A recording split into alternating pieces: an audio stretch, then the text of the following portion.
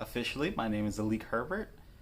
I'll just give you a rundown on what we're going to do and what sports psychology is, my path, and how I got here, and we'll just go from there.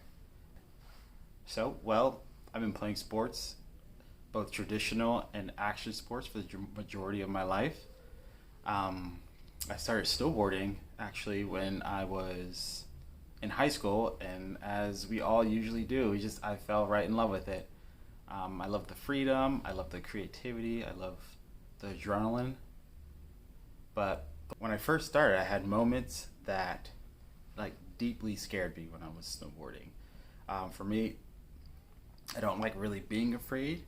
I don't really like the feeling of being afraid. So, that feeling of your muscle tensing up, your hands kind of shaking, that self doubt that comes in. I really didn't like that feeling. I was uncomfortable with it. So instead of kind of shying away from it, I decided to tackle it head on.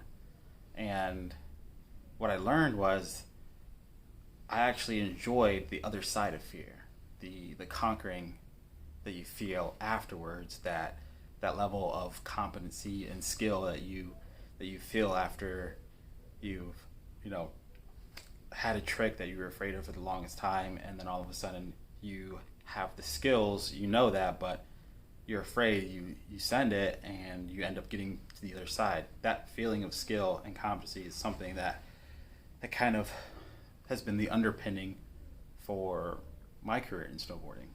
But in order to get there, I had to tackle fear head on and develop some mental skills, which is a craft that I've developed, but still improving, as everyone is.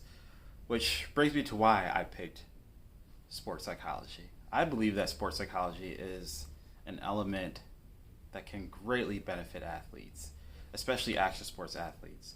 There's inherent risk that comes with our sport, and when you're mentally untangled in those risky environments, it can be really detrimental. But on the flip side, when you're mentally on point, it's amazing on the other end. But let's dig into some general questions that I wanted to cover. I wanted to cover what is sports psychology and some of the benefits of them. So, what is sports psychology? The general definition of sports psychology is that sport and exercise psychology is a scientific study of psychological factors that are associated with participation and performance in sport. Put it another way, it's just the mental side of any sport that you're in, or even performance. It could be dance as well. So those moments, for example, those moments when you are feeling doubt, when you are ready or when you're feeling doubt, or say you're going to drop in and you're kind of afraid, you start to feel that fear creeping in, or if you have a pre-routine before you drop in, those are all remnants of sports psychology. So for instance, when Maddie Mastro, before she drops in every run, she does the Namaste pose. That is a pre drop in routine that allows her to, calm her nerves and kind of be, calm her mind, calm her nerves, and be ready for what's coming in ahead. That is a technique from sports psychology. But the thing about sports psychology, there are two disciplines within it. So you have the performance enhancement side, and then you have the mental health side. And we'll talk about those two disciplines. But first, I think it would be best if we talk about mental capacity in order for me to explain both performance enhancement and mental health. Say you're the youngest one in your family, as I was. Through playing or in games, your siblings might have inherently taught you how to, build up a tolerance for stress, or build up mental resilience in those games, because you have to be the underdog and you have to continue to fight your way to the top. Or let's say you grew up in an area where it was high stress. The fight or flight response was kind of normalized for you, and you were always in that mode. You know, that might help you deal with high levels of stress, but it also might not.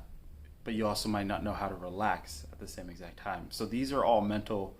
These are all elements of your mental capacity that you come into the sport, just like your physical capacities. You come into your sport with these predisposed elements or skills that you already have. But the good thing is your mental capacity, just like your physical skill, can be developed. It can be cultivated like a craft. So that brings us to performance enhancement and mental health.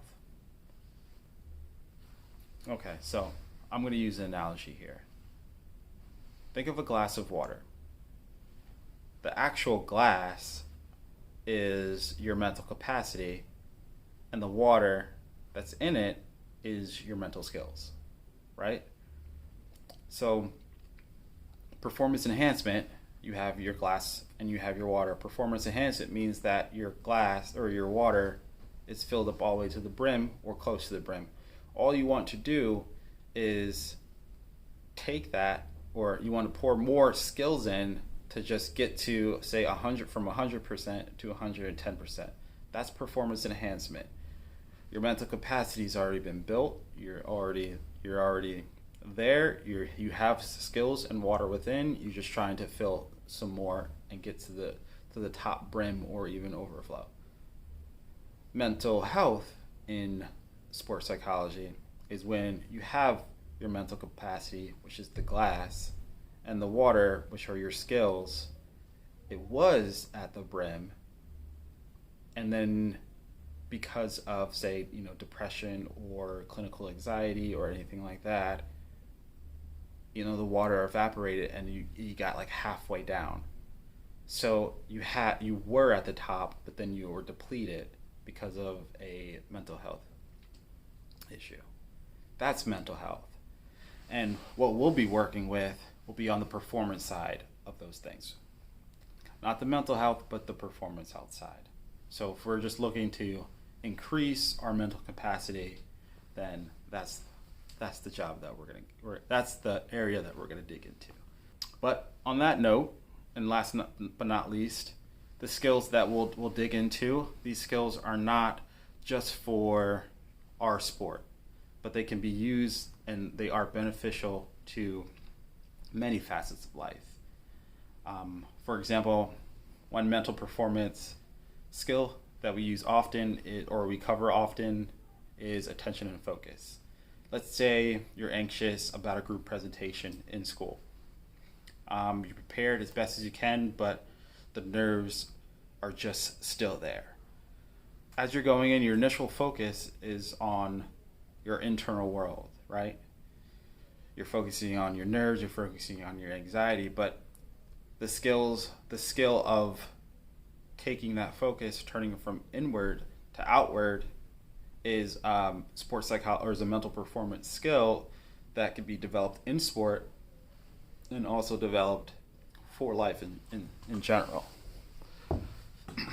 The great thing about concentration and focus is that it's a choice. So you can actually choose to point your spotlight of concentration on other things instead of internally. You can point it outwardly. So say you can start focusing on helping your group members with a task that turns your internal focus outward and helps you get through your group presentation. So if you're interested in improving some mental performance, go ahead and fill out the interest form and we'll jump right in. Otherwise, I'll talk to you soon.